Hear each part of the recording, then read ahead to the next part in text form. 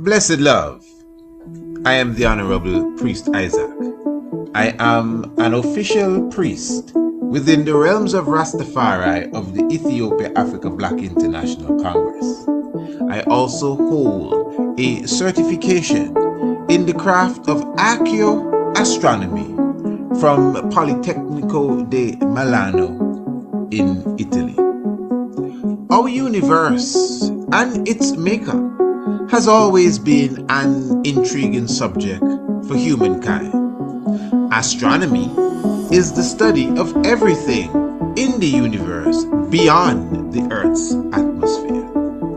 Ancient astronomy is similar, but pays special attention to the physical and spiritual values of stars, planets, moons, and other celestial objects. It also brings in the terrestrial component, being things on an earthly plane, such as plants, human organs, and connects them to the heavenly bodies. In this course, you will learn the makeup of various planets and stars, how to locate them in the night sky, along with their associated constellations.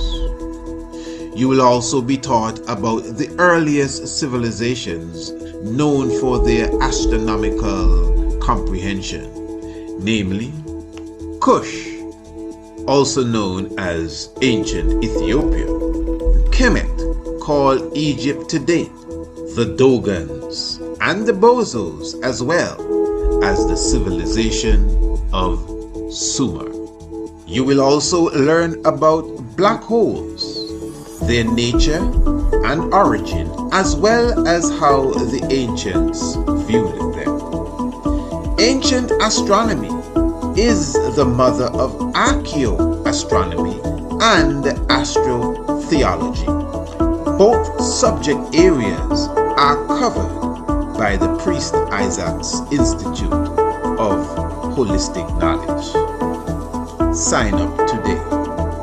Visit our website, priestisaacinstitute.com, or email us, priestisaacinstitute@gmail.com for more information.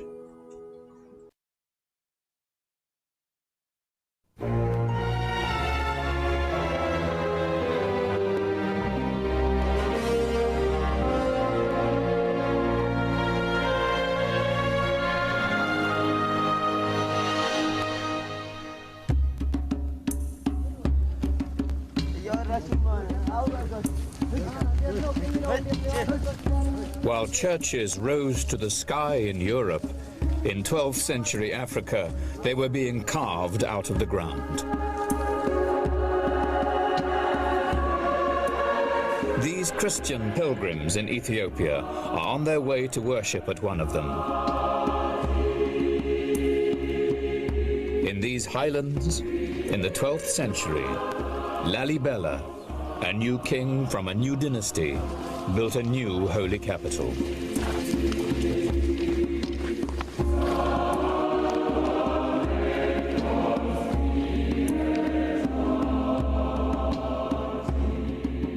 Today, Lalibela's legacy lives on in the physical splendor of the churches and the traditions of their guardian priests. My blessed people and congregation, churches with no mud, no wood, and no cement. You cannot find anything like this in the rest of the world. You are all blessed because you are here. This place was built by God.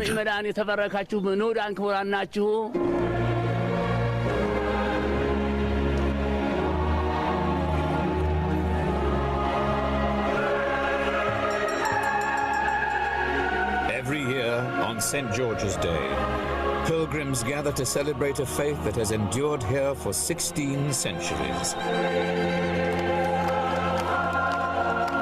These Christians claimed that God brought the Ark of the Covenant and the tablets of the Ten Commandments to their land. On holy days today, priests carry on their heads replicas of the tablets, wrapped in gilded cloth.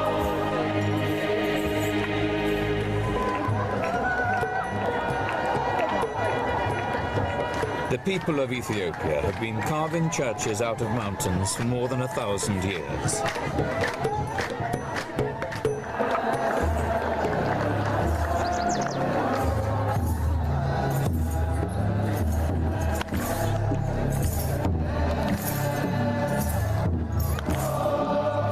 But the 11 churches of Lalibela symbolize their achievement to the outside world.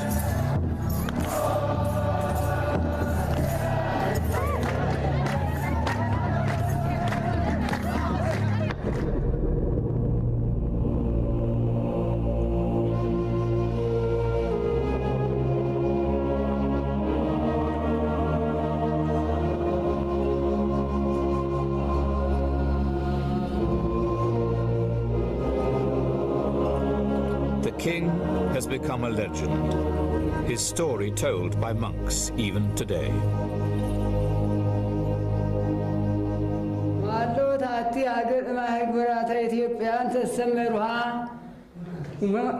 There was a city called Roha, where lived a man who belonged to one of the most noble of families, one of the richest in gold, silver, garments, precious stones, servants and maids.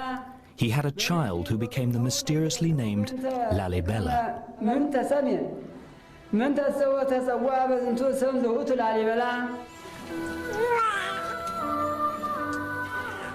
In the legend, the king's greatness was recognized at birth.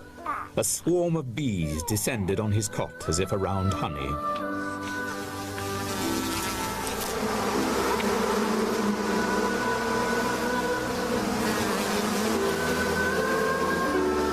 His mother named him Lalibela, which means the bee has recognized him as king.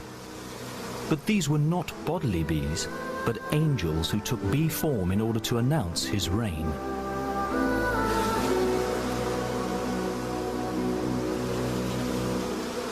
God sent one of his angels to bring Lalibela to heaven, to show him the most holy of churches. Lalibela, the story goes, ordered tools to be made to carve temples like those he'd seen in heaven.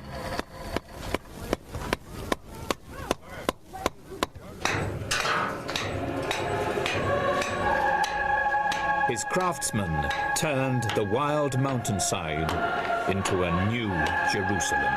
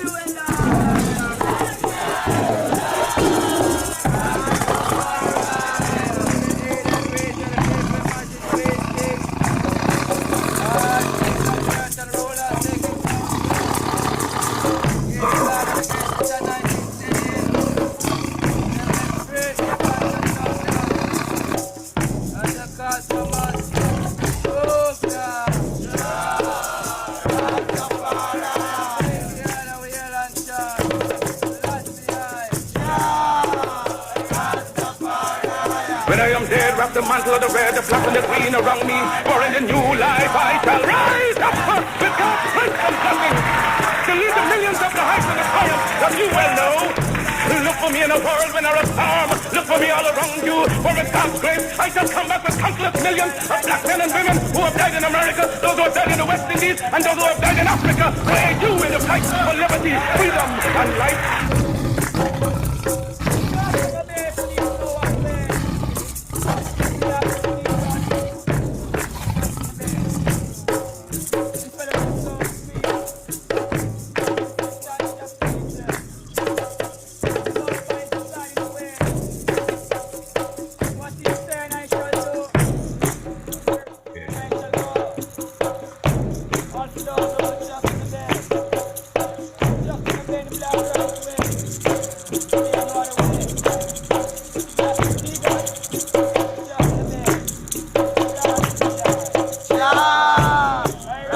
Definitely say blessed love to each and every one.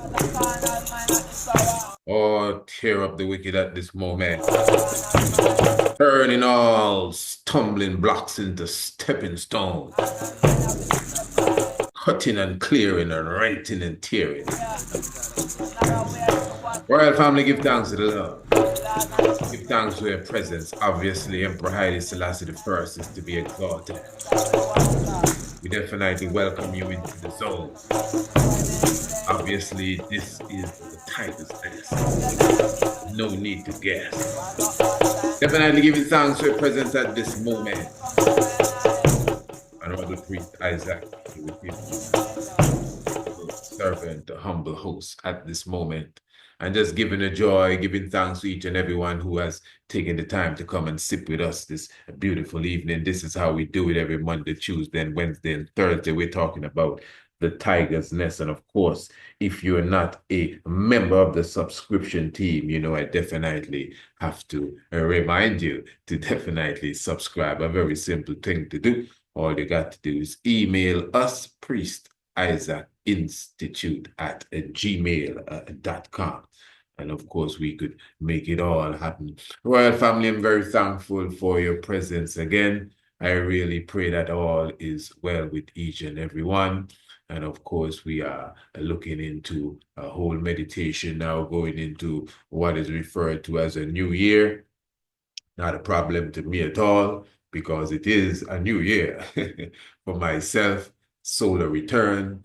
And of course, you know, even at this stage, within this moment, the solar return for myself, the 2nd of January, my Earth Day, what people refer to as Earth Strong, just reminding everyone that we're having a wonderful, beautiful 2-day astrotheology Earth Day course. Give thanks to all those who have already enrolled, and of course those who I know will be enrolling even at this reminder. All this may be the first time you are hearing about it, but of course I'm going to tell you that this evening in the Tiger's Nest, I'm going to take some time to start to go into the subject area, so at least I can prep you. So when we get into the class now, you know, this is a class, really. Of course, you know, this is all about the university teachings, but we're going to definitely bring you the class version of this, you understand? So come with your book and pen. And of course, it's going to be certified. You get your certificate of attendance when you partake of this course. So again, you can definitely contact us once more. Email us, priestisaacinstitute@gmail.com. Visit the website, priestisaacinstitute.com, priestisaacinstitute.com, and definitely enroll for the course, the 2-day astrotheology Earth Day course, and that will be on Wednesday, the 1st of January, 2025, and then Thursday, the 2nd of January, 2025 as well. And 7 p.m. we begin. That's in the evening tide, 7 p.m. Eastern Standard Time. So it's going to be a wonderful sit-down, full celebration. And again, basically, remember, after my presentation, for sure, we're going to open the floor for questions and of course answers. And then the next night we'll do the same, open the floor for question and answers. And that will be after the presentation. And we intend to make it a very free evening. So come prepared to ask the questions you need to ask. Now, remember, family, I want to somewhat make this clear going forward, and in a sense, we can go straight into the topic for this evening, because again, I will be highlighting, you know, the rudiments as such of astrotheology, even this evening here. So let me just remind everyone as well that when it comes to astrotheology now, you know, the real subject is ancient astronomy. That's the real subject area, ancient astronomy. But at the same time now, out of ancient astronomy, you get astronomy. You also get astrology. You get astrotheology, and you also get something else. What's the other one? It's something else that comes out of that. Archaeoastronomy. But really, still, these are legitimate subjects. Well, the astrology, as you know, it is definitely off, as you know for sure. Astrology has lost contact with the mathematics of true astronomy, and it has turned it into a total mix-up show. Because even if the concept is correct, because it is out of tune with the true astronomical clock, it's not working, obviously. And then at the same time, astronomy as you know it, NASA and NOAA and these ones, is heartless. They may have the precise astronomical mathematics for us, very precise, but at the same time, heartless. No heart chakra whatsoever towards understanding that, the planet Venus literally relates to the hibiscus plant, and that the hibiscus plant directly relates to the kidneys. And Libra itself is connected to the kidneys. So when, the Venus is in the Libra and you harvest the hibiscus, it will affect the kidneys, much more. It has more potency just because you know when to harvest it, when to prepare the medicine that you're going to use to give to the individual that needs it. And all of that has to do with the planets, has to do with the constellations that it is, related to. This is deep. So really, this is where astronomy, modern day astronomy and astrology is lacking. And they're almost, we put them together, you really get ancient astronomy, where we understand the movements of the heavens and we keep up to date with it. But we have the value of the sun and the value of the moon in full respect, and the characteristics that they are related to. And of course, even down to the weather, is connected to the moon, but the meteorologists and the climatologists totally forget about that. They just tell you, oh, there's a trough coming in and it should bring in some showers. Nobody's saying, well, it's the full moon. And the full moon tends to do that sometimes. Not all the time, but when it's in the mood, it gathers the cloud around it and brings the rain. The full moon, the new moon does it too. Yeah, but all of that is ancient astronomy. So, as I said, royal family, when we gather on those of you who will be with us on Wednesday and Thursday, we're going to really take some time to go into, a real academic, deeper level of this understanding of astrotheology. Now, in a nutshell, let me just explain this before we even try to decode anything or try to bring any deep understanding. What astrotheology really is, I would say theology. What is theology, by the way? Let's be clear here now. Everyone is not on the same level here. Sometimes we have to slow down the conversation. What is theology? Theology is the study of God.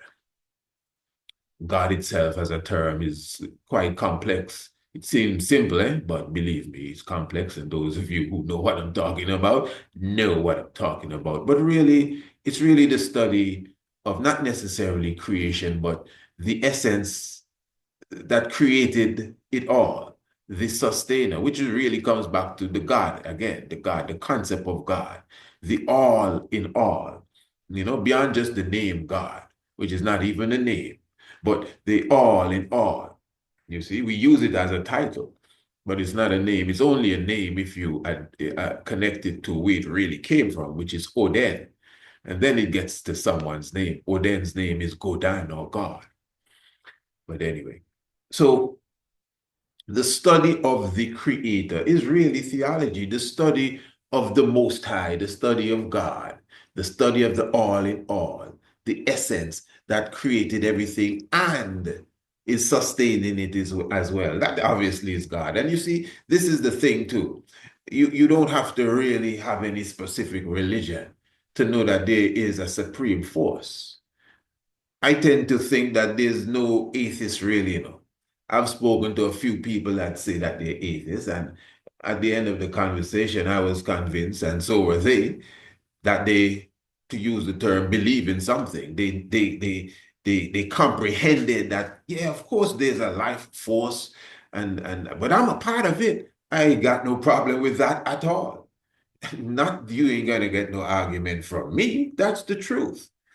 That is what the Christ comes to teach us, that we are the Christ as well. It's right in us. That's why he was born of a woman and a man, just like us. No abracadabra, no make-believe story. A real human being that went through suffering, real human being that went through persecution and still overcame it all. The Messiah. That is why he comes as the example. So we ain't got no excuse and try to run on the bed and try to pretend, well, he died and came back to life, so I can't do that. Yeah. Of course you can do. Whatever he did, you can do, especially if you do it in the same essence and understanding of what the story means. Nothing fairy tale, just keep it realistic and understand and comprehend what it means. So the theology, again, the study of God in whatever way. They have people that say they go to theological school. But when you really pull the curtain, it's not theological school, it's a Christian school they went to. And they're theologians. No, they're not theologians. And they don't know nothing but besides the Bible. Christianity, yes, is a theology, it's a part of theology, but to just brand it as theology, which is what the world does today. No, whatever concept of the creator that you're studying an aspect of theology, basically. You see me. Now, astrotheology, as we would call it, is understanding the concept of God utilizing the heaven, the stars, the planets, the sun, the moon, and even other heavenly bodies and activities, comets, meteor showers. I mean, all of these things, not just your zodiac sign, all of these things contribute to the understanding of the Almighty. And you see again, of course, some of you have passed through our ancient astronomy, the rudiments of ancient astronomy course. And that's not the course we're giving in a few days. That's the online course I have. For those who may not know, I have an online course, the rudiments of ancient astronomy. And of course, that it's really like several chapters. I would have, showed my audience samples of it from time to time. And of course, you would have seen the ad, of course, that we bring to the forefront. But anyway, several chapters highlighting the different aspects of ancient astronomy and how it adapts to reality.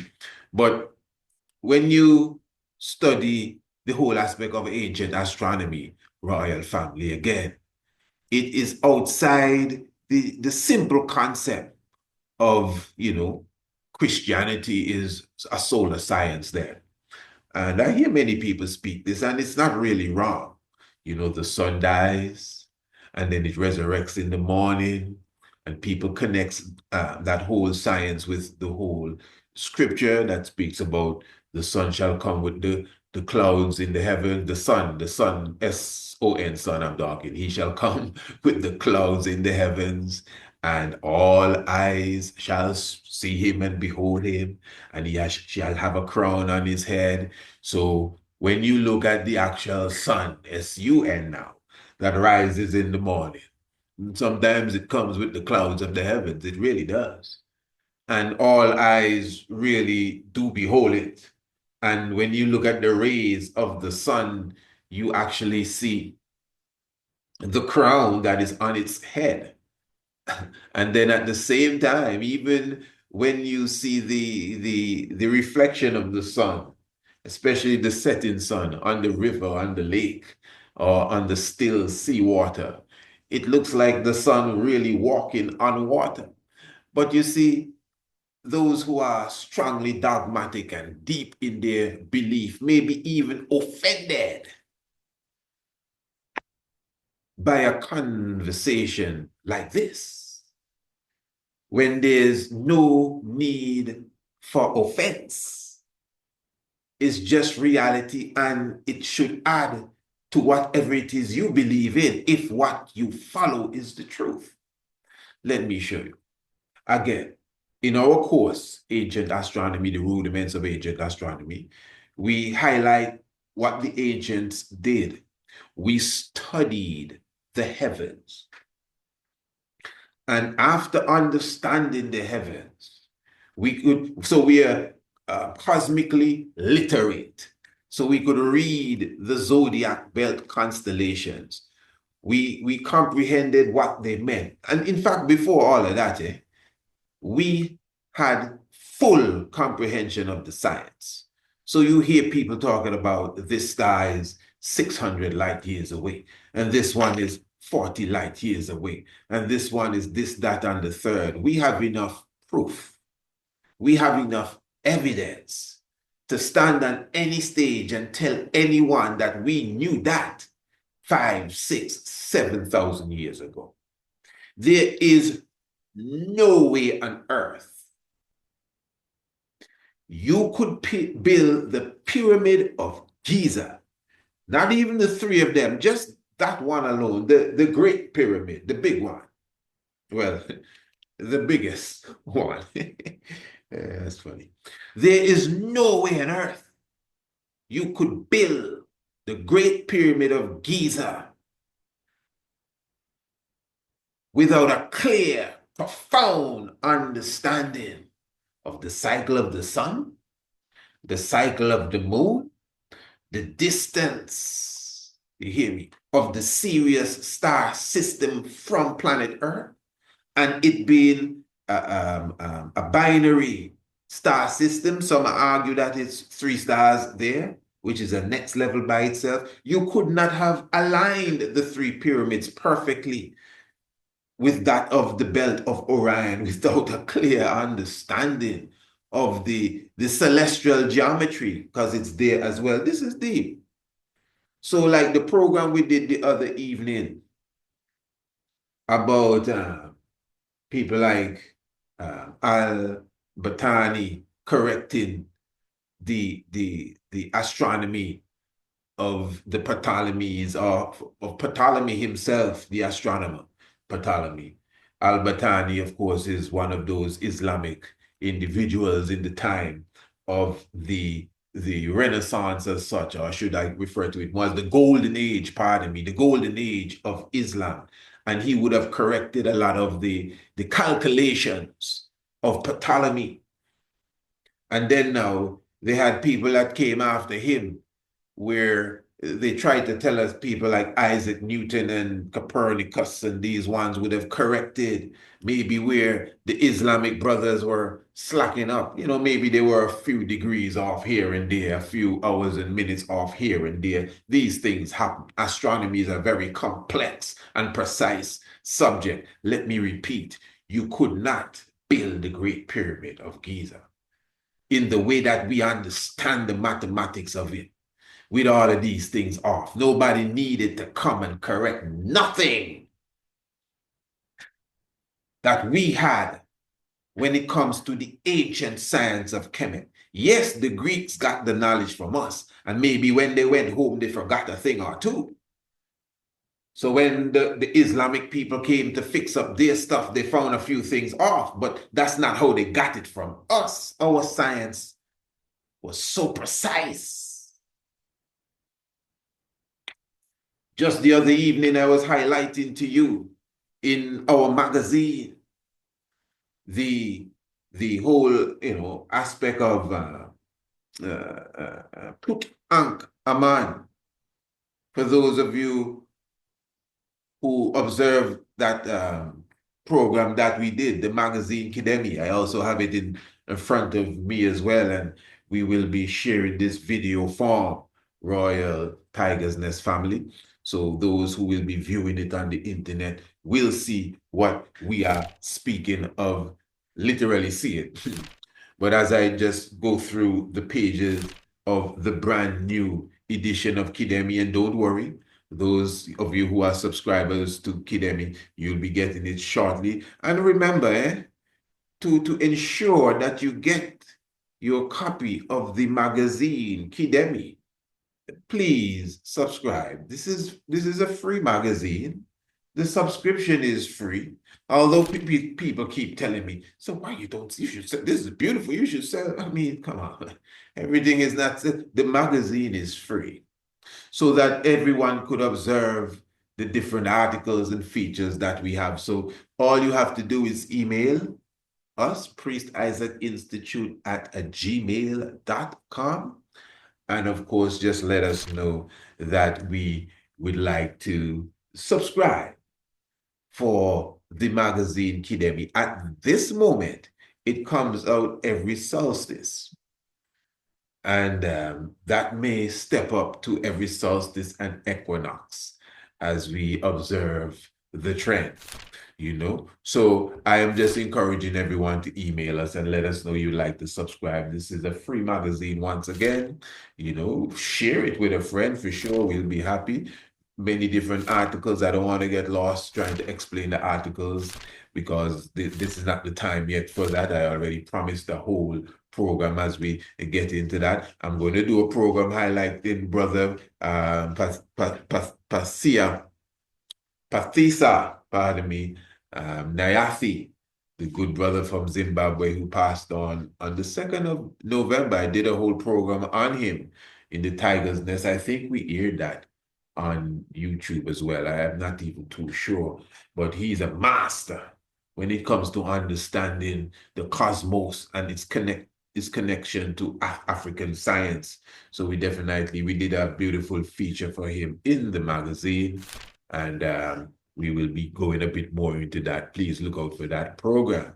And we did a program highlighting the sun spot cycle. All of this is astrotheology now. So really what I'm doing is just reviewing something we touched upon a few nights ago, being that the sun now, it is the science of the sun.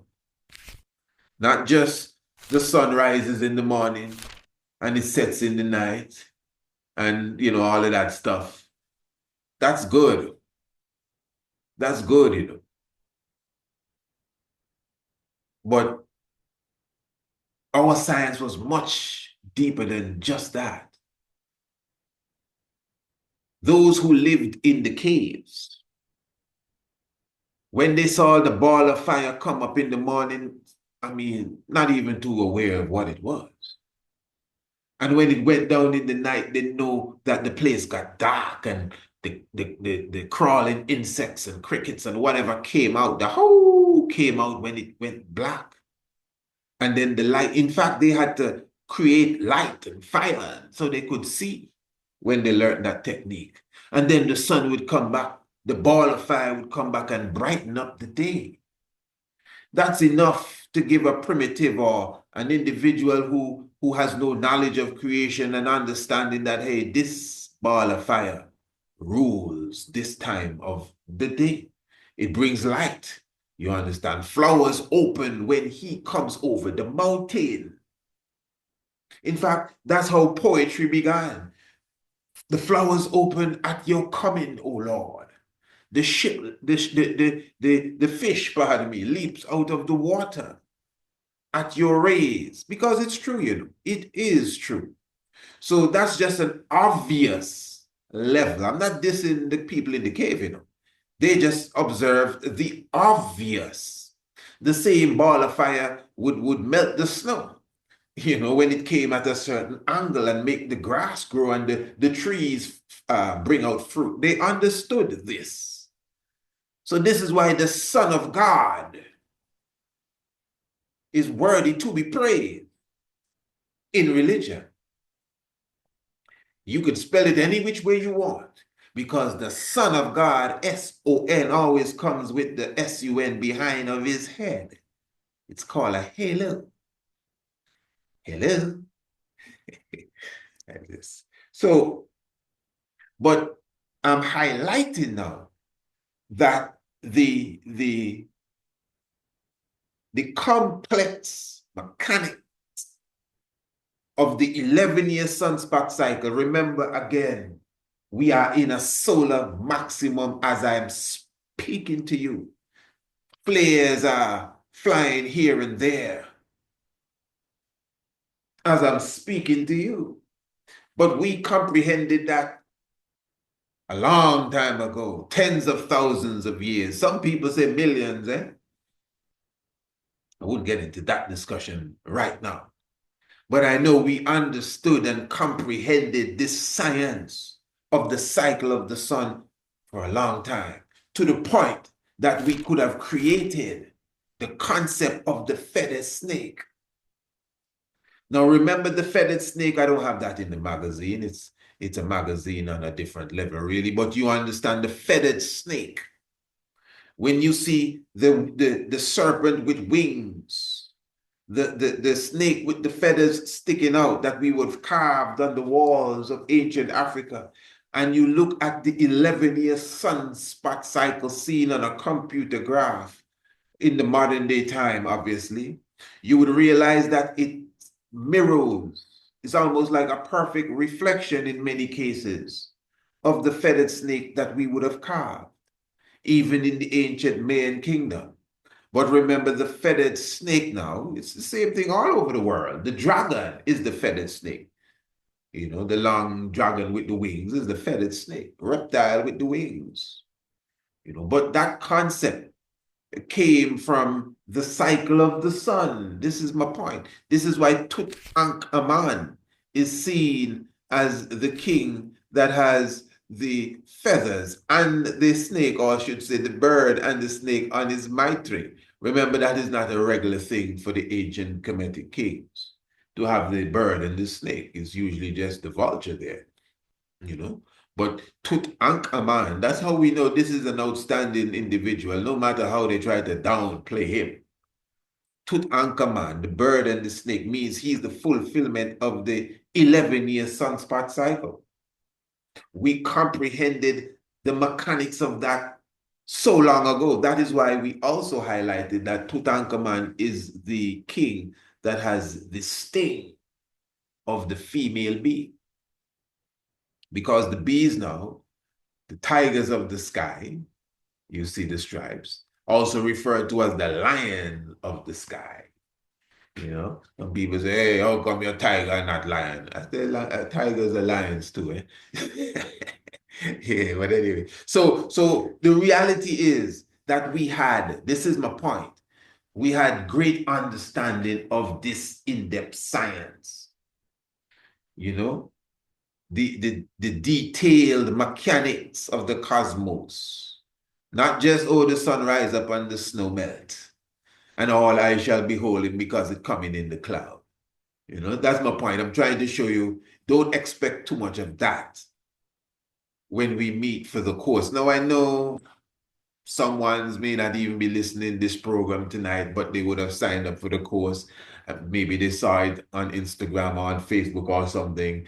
And yeah, I'm going to learn about astrotheology. You know, you have to start somewhere from scratch. That's why it's called the rudiment, you know. But for those of you who are here, and those of you who would have been with us for a while, as I said, there's deeper levels to this. Our good brother, King Haile Selassie, is a perfect example of that.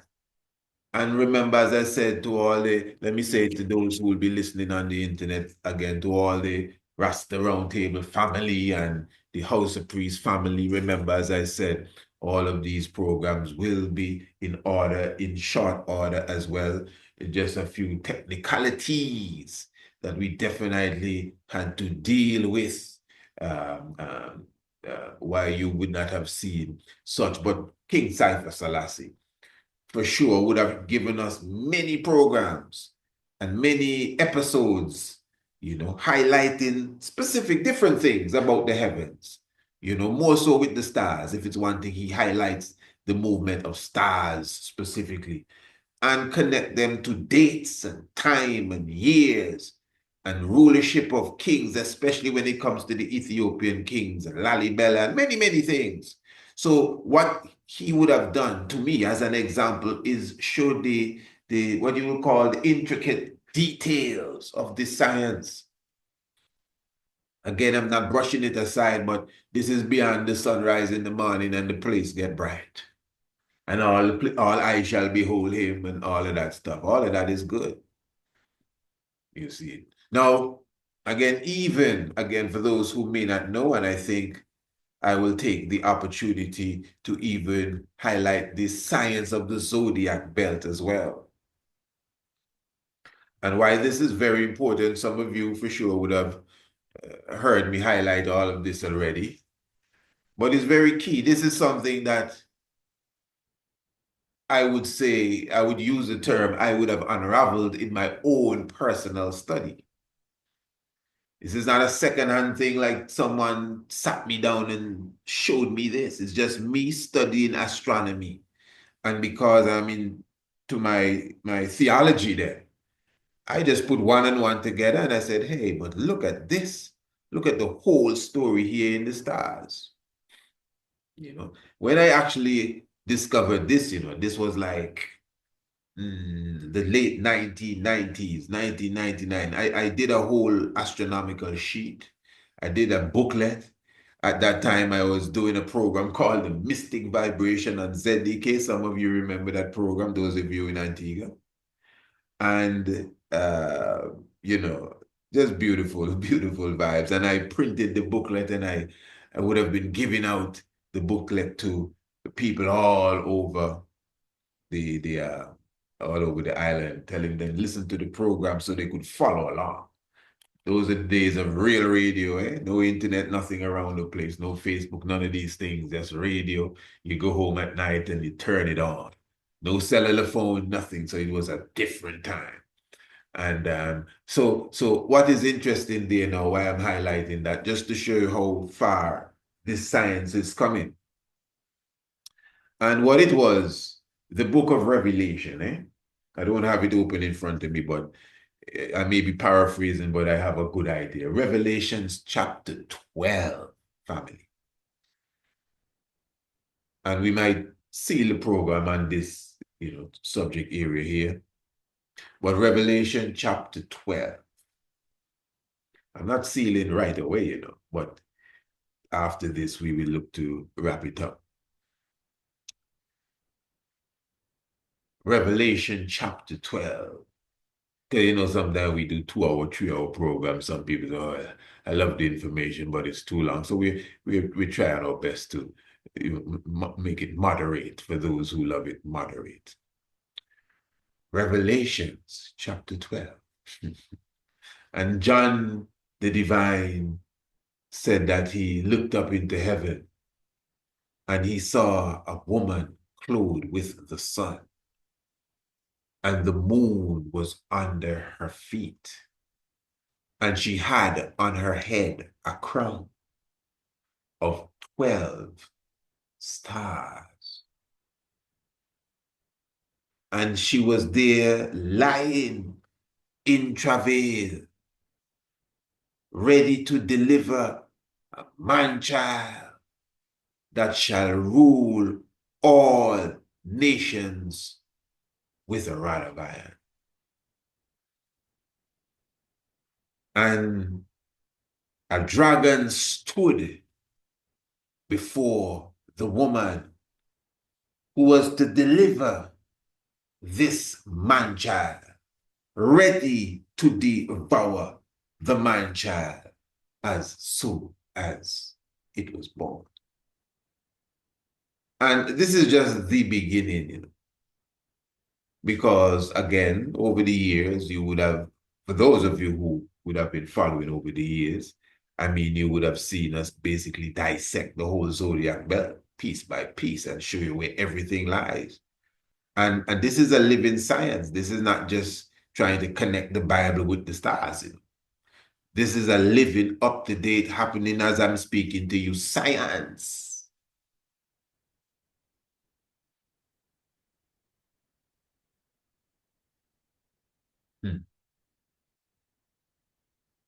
On the academic level, first of all, John said he looked up in heaven. That's the heavens. That's the sky. At least religious people believe or would admit that heaven is in the sky. Some people, heaven is not in the sky. Well, nothing wrong with the sky, Oh, God is not in the sky. And boy, to be honest, if we took more time to look at the sky, if we took more time to observe the sky, this is not stargazing now. We ain't gazing. This is university research.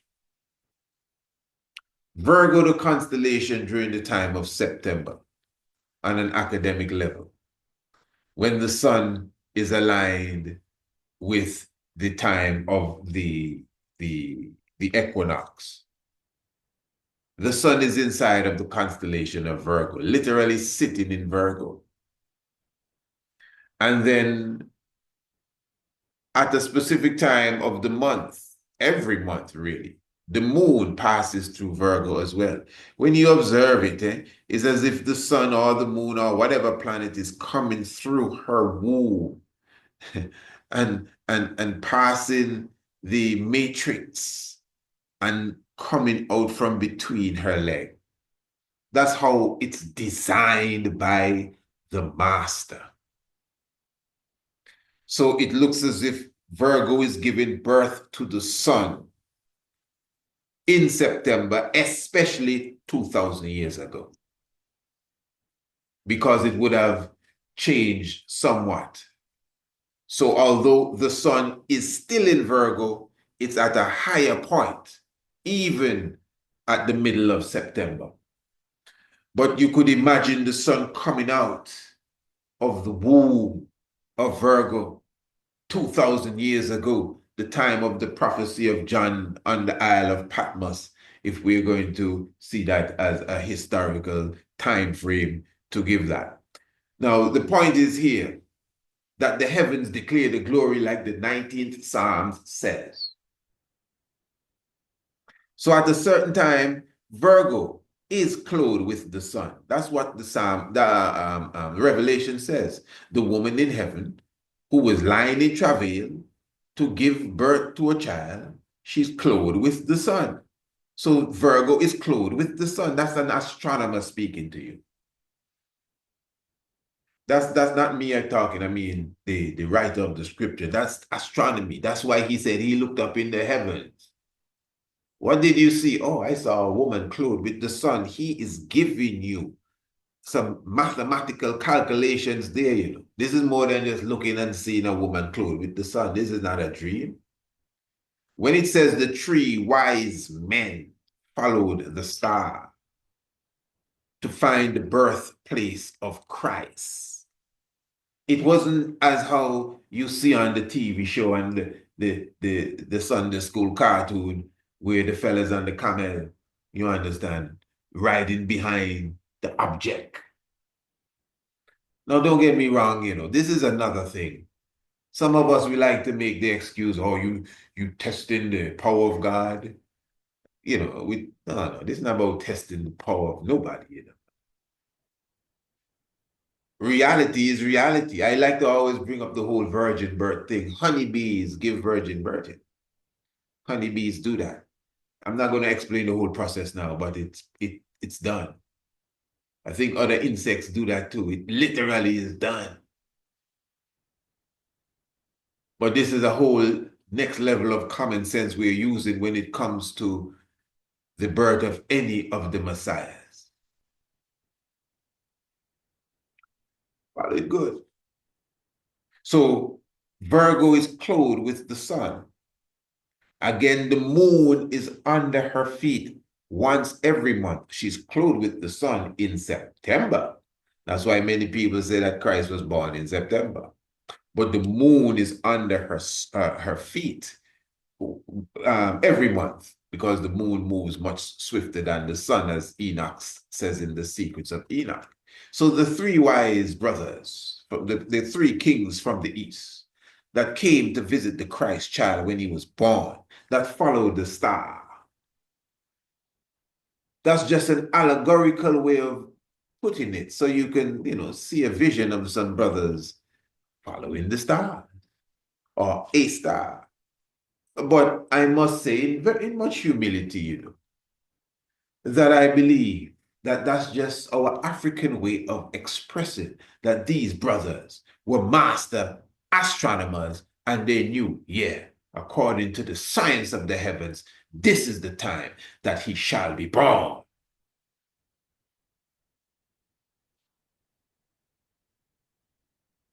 So she was clothed with the sun, the moon under her feet. And that's what happens to Virgo every September. And then now, it is said that she was to give birth to the man-child that was to rule all nations. And that is Libra. As Libra, as I would have explained before, represents the balanced ruler. That's why Libra is seen carrying the scales, which is very obvious that is symbolic of the Archangel Michael, always seen with his scales. In fact, for those who will be viewing, let me just highlight. Of course, we have the book, The Heavens Declare the Glory. This is not the magazine, or this is a specific book, The Heavens Declare the Glory. You can get it in PDF form, Rastafari and the Cosmos. And of course, what it does really, well, that's it. It goes into Rastafari's connection with the cosmos. We wrote this book several years ago. A very easy read, and it highlights the connection with basically what I'm highlighting to you at this very moment. But for those who would be viewing, again, the concept of Libra, the scale. The scale now is the ruler. That is why you see Ma'at carrying the scale as the divine judge, Mother Justice. You understand? That's why Lady Justice in the USA, this thing about justice is blind. Now, why on earth would I want a blind justice? So when you observe Ma'at, those of you who know the science of Ma'at, you will see Ma'at with the somewhat like what would we call it? Like a bandetta, something like that on her head. But Ma'at now, if you notice, what Ma'at would have carried on her head, her crown, in the modern day justice system, the woman that you see outside of the courthouse with the scales, the bandana or Ma'at's tie would have fallen down, literally fallen down in front of her eyes. I'm talking about Lady Justice. That's why they say justice is blind, because you'll notice she has something in front of her eyes. But it is the head tie of Ma'at that would have fallen down in front of her eyes. She is a crude representation, imitation of Ma'at. So she has the scale. Sometimes they have one of her breasts out. I don't know what they try to do. Maybe the ancient Kemetic Isis and Hathor, they observed and they were trying to figure out what they were doing too. But it's obvious that that's a corruption of the ancient science of Ma'at. In our magazine, we have a beautiful section highlighting the laws of Ma'at. You see Anpu also with the scale as a great ruler balancing the heart with the very same feather of Ma'at. You see Michael the Archangel, which is the Christ figure. Michael always has his scale. So the point is, and as I said, highlighting the book, The Heavens Declare the Glory, you could visit our website and get a copy of this book, The Heavens Declare the Glory. Very good read. I think it's about either $15 or $20. You could just visit the website. Beautiful, beautiful read. Gives you a good understanding, I would say, of the rudiments of ancient, not ancient astronomy, but astrotheology. This is an astrotheological book where I show you how Haile Selassie connects to the whole aspect of the Osiris mystery, etc., etc. And a lot of what I'm explaining now is right here in this book for sure. And this is why I'm hoping that when we gather to do the course, we can step on to the next level right away as much as possible. I mean, I'll be so, I will see when the night comes. I may be so fired up if too many new people there, I might just have to say, listen, I'm going to give everyone a book, so we can, start from a next level. But you still got to summarize so one could understand the importance, because you got to get it from the rudiment level. People need to understand that the SUN is the SON. That's why we're having 2 classes. So the second night, obviously, we're going to shift gears. I'm really looking forward to those who will be joining me. And remember, it's an Earth Day celebration too. So the atmosphere will be a little different than maybe you even think. So basically, again, for those who are maybe new to it, when you observe the zodiac belt, the sun moves through the zodiac belt. That's why the science is important. The sun moves through the Virgin. It goes to the scale. It's not as if I'm just picking some constellations to tell you a story. It moves through Virgo, and then it goes to Libra, the scale. And then outside of the scale, it goes into the constellation known as Scorpio. And interestingly, you see Scorpio right there, standing in front of Libra. It's wide open, ready to devour the scale. But that's what the scripture says. He's right there ready to devour, the man-child, as soon as the man-child was born. So as you can see, the whole action is taking place there in the heavens. I'm just highlighting 3 constellations just for start. Orion, of course, the fact that Orion is perfectly on the equator of the heavens, meaning the belt touches the equator of the heavens, makes half of Orion perfectly on the northern hemisphere, with its head touching the 23rd degree. That would align with the Tropic of Capricorn, Cancer, and that 23rd degree and a half degree, that will align with the Tropic of Capricorn now, Cancer, then Capricorn, which really, this is the height. This is deep, when you really understand the balance of Orion and how it balances in the heavens. We will get to that specifically at the time of the coming of Emperor Haile Selassie the First. As I said, theology is the study of God. Astrotheology is theology without a doubt. And so there's a historical aspect to it. This is why the history, knowing the history, that's why we began the ancient astronomy course, highlighting history. And then, of course, the knowing theology, as you know it, like the Bible, etc. It will help, because what it does, it makes you, you can make certain connections right away. For example, what I just showed you a moment ago, whether it was in the Bible or not, the story is there in the heavens.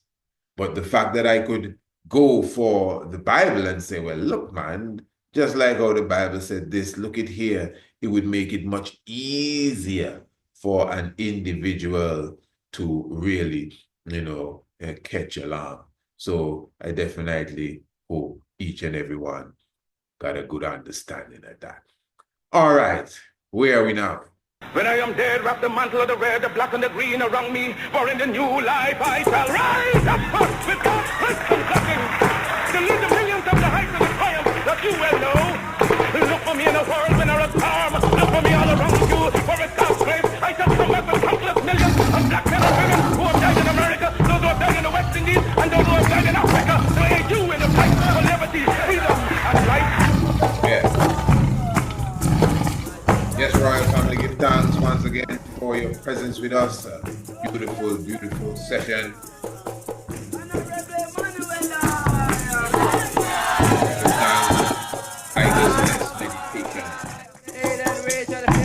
family, I give thanks for your presence with us. It was such a joy once again to have you sit and sup with us. Remember again, the magazine Kidemi, to make sure you get it right away. Subscribe to the magazine. Remember, there's nothing at all but you just emailing us and say, I would like to get the magazine. All yours.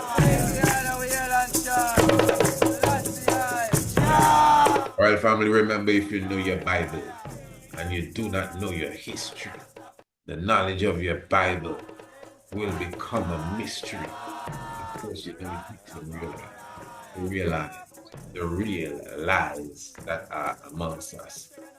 Give thanks for your presence with us once again. Praise Farai, let you hear it.